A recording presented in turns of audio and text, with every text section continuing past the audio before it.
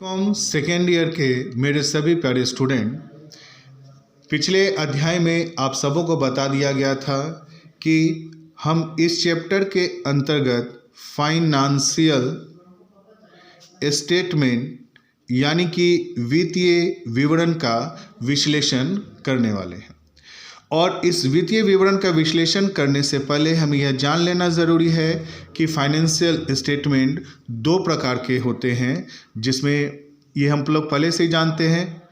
इसके अंतर्गत पहला जो स्टेटमेंट बनाया जाता है जिसको हम लोग कहते हैं इनकम स्टेटमेंट यानी कि आय विवरण, और दूसरा जो होता है वो होता है बैलेंस शीट यानी कि जिसे हम लोग कहते हैं आर्थिक चिट्ठा।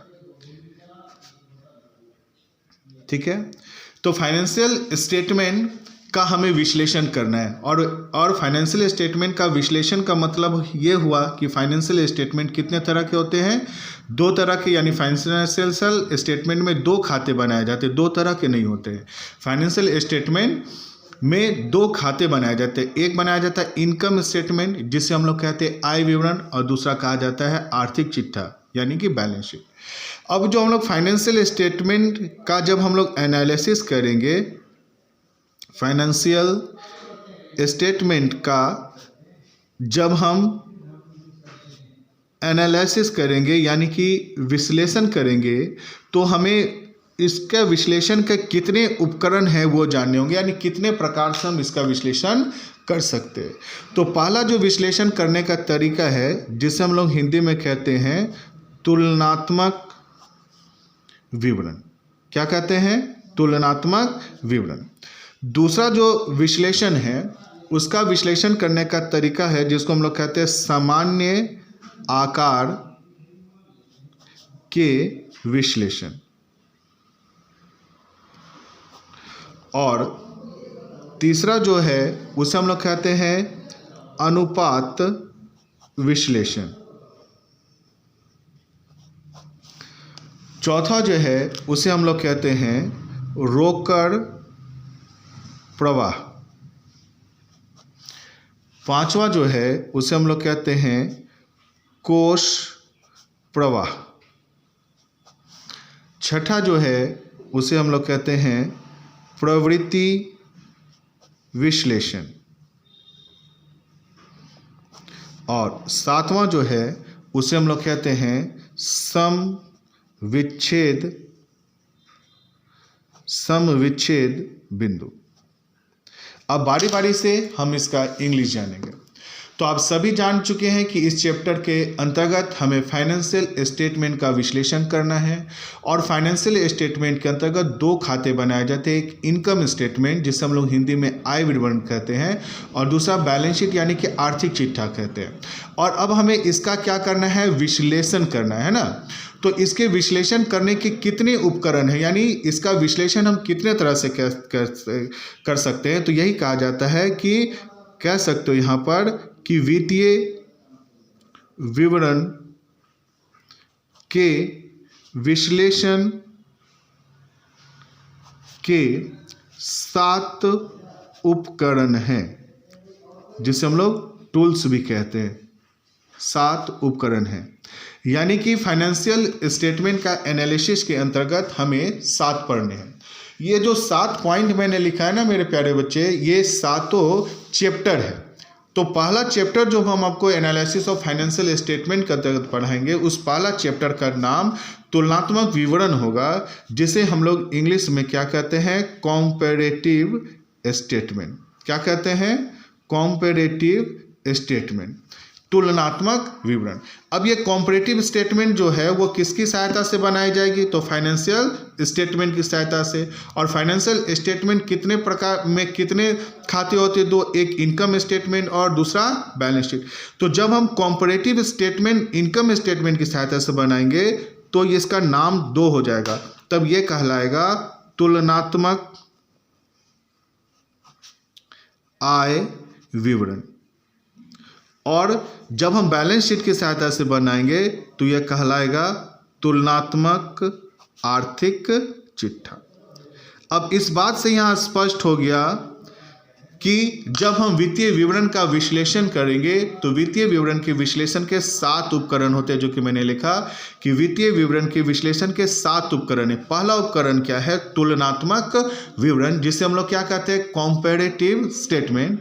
जब हम कॉम्पेरेटिव स्टेटमेंट बनाएंगे तो किसकी सहायता से बनाएंगे? फाइनेंशियल स्टेटमेंट की सहायता से। और फाइनेंशियल स्टेटमेंट के अंतर्गत कितने खाते बनाए जाते हैं? 2। तो एक हो गया इनकम स्टेटमेंट और दूसरा हो गया बैलेंस शीट। तो जब हम इनकम स्टेटमेंट की सहायता से बनाएंगे तो यह नाम कहलाएगा तुलनात्मक आय विवरण, और जब हम लोग आर्थिक चिट्ठा से कहलाएंगे तो यह कहलाएगा तुलनात्मक बैलेंस शीट।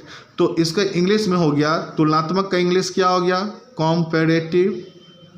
अब आय विवरण का इंग्लिश तो आप जान ही रहे, इनकम स्टेटमेंट।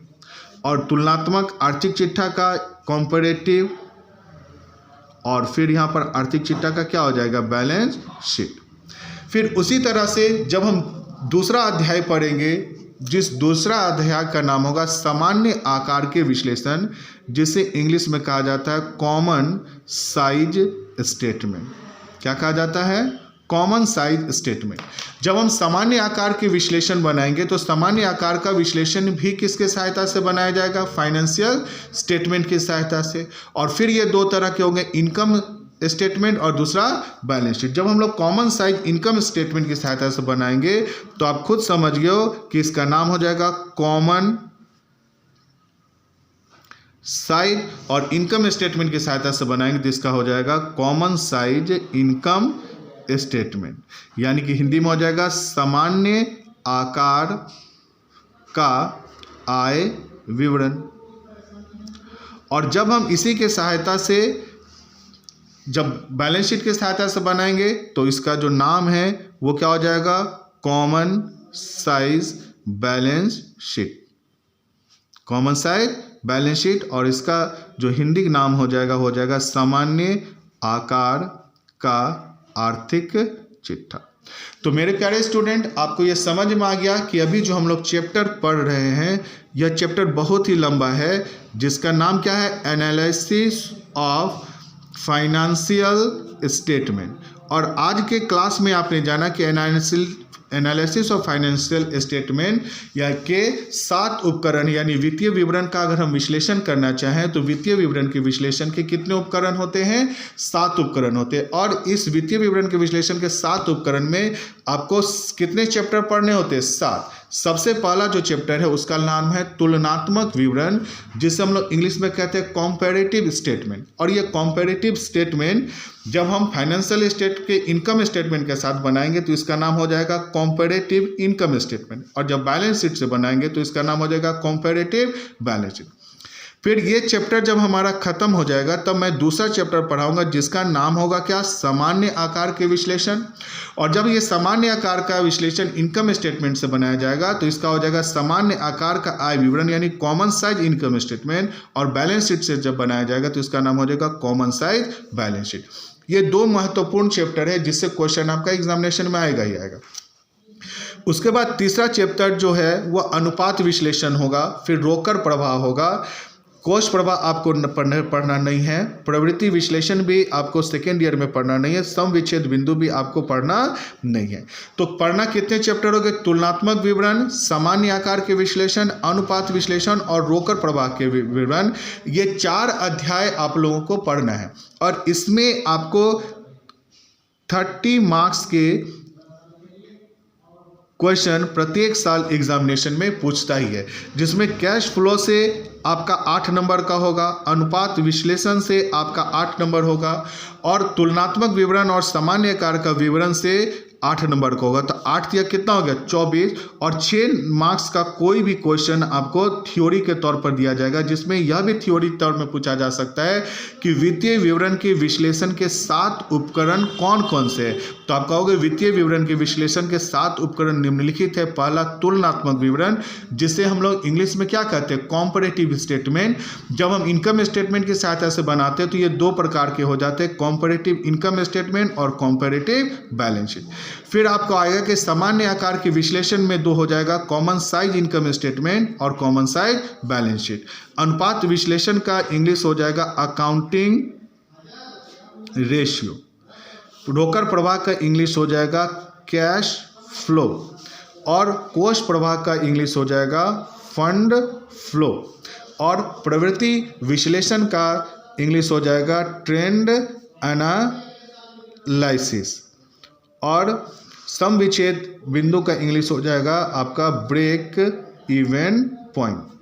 तो मेरे प्यारे स्टूडेंट, आज के वीडियो में मैंने आपको यह बताने की कोशिश करी कि वित्तीय विवरण के विश्लेषण यानी कि एनालिसिस ऑफ फाइनेंशियल स्टेटमेंट के 7 उपकरण होते हैं। और यह थ्योरी में आपका आ सकता है ना कि आपसे सवाल पूछा जाएगा कि वित्तीय विवरण के विश्लेषण के कितने उपकरण हैं, तो आप जवाब दोगे कि वित्तीय विवरण के विश्लेषण के 7 उपकरण है। पहला तुलनात्मक विवरण, दूसरा सामान्य आकार के विश्लेषण, तीसरा अनुपात विश्लेषण, चौथा रोकड़ प्रवाह, पांचवा कोष प्रवाह, छठा प्रवृत्ति विश्लेषण, और सातवां जो है सम विच्छेद बिंदु, जिसका इंग्लिश में लिखा हुआ। ये एक थ्योरी में आपके पास ये प्रश्न आ सकता है।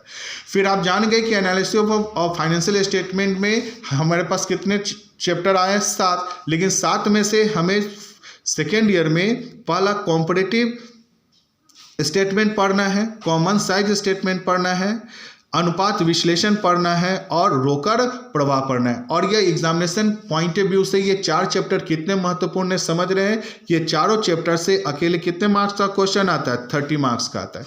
अब ये चारों महत्वपूर्ण चैप्टर में सबसे पहला चैप्टर जो है हम आपको पढ़ाएंगे तुलनात्मक विवरण, जो कि इस वीडियो में, इसके बाद के वीडियो में अभी हम आपको बताएंगे कि तुलनात्मक विवरण कैसे बनाया जाता है, उसका फॉर्मेट कैसे होता है और इससे सवाल बनेगा। आज का वीडियो थोड़ा सा छोटा ही बनाए हैं, लेकिन ये जानकारी के लिए आपको समझ में आ गया। इसमें एक थ्योरी मैंने पहले कहा कि ये आपको जानकारी के लिए बताएगा कि आपको कितने मार्क्स का क्वेश्चन आएगा, और उसी आधार पर हमें एग्जामिनेशन को क्रैक भी करना होगा। ठीक है, तो इसमें एक थ्योरी समझ में आ गया कि आज के वीडियो में मैंने आपको क्या पढ़ा है कि वित्तीय विवरण के विश्लेषण के कितने उपकरण हैं। जवाब है वित्तीय विवरण के विश्लेषण के 7 उपकरण हैं, और ये 7 उपकरणों को याद कर लीजिएगा, और ये एग्जामिनेशन में आता है। और आपको ये भी पता चल गया कि इस चैप्टर में हमें क्या क्या पढ़ना है। तो हमें सबसे पहला चैप्टर क्या पढ़ना होगा? तुलनात्मक विवरण। और तुलनात्मक विवरण में पहले हम लोग को क्या पढ़ना होगा? तुलनात्मक आय विवरण, और उसके बाद फिर हम लोग को पढ़ना होगा तुलनात्मक आर्थिक चिट्ठा। जब ये दोनों हम लोग पढ़ लेंगे तो दूसरा चैप्टर हम लोग पढ़ेंगे सामान्य आकार के विश्लेषण, फिर हम लोग पढ़ेंगे अनुपात विश्लेषण, और फिर पढ़ेंगे रोकड़ प्रवाह। और इतना अगर हम बना लिए तो 30 में से 30 मार्क्स 100% हमारे आएंगे ही आएंगे, क्योंकि इसमें किसी भी तरह से मार्क्स कटने का कोई गुंजाइश नहीं होता है। तो मेरे प्यारे स्टूडेंट, आज के लिए इतना ही। कल के वीडियो में आपको सिखाया जाएगा कॉम्परेटिव स्टेटमेंट कैसे बनाया जाता है, और कल से ही आपके क्वेश्चन से सवाल बनना भी क्या हो जाएगा? स्टार्ट हो जाएगा। तो आज के लिए इतना ही।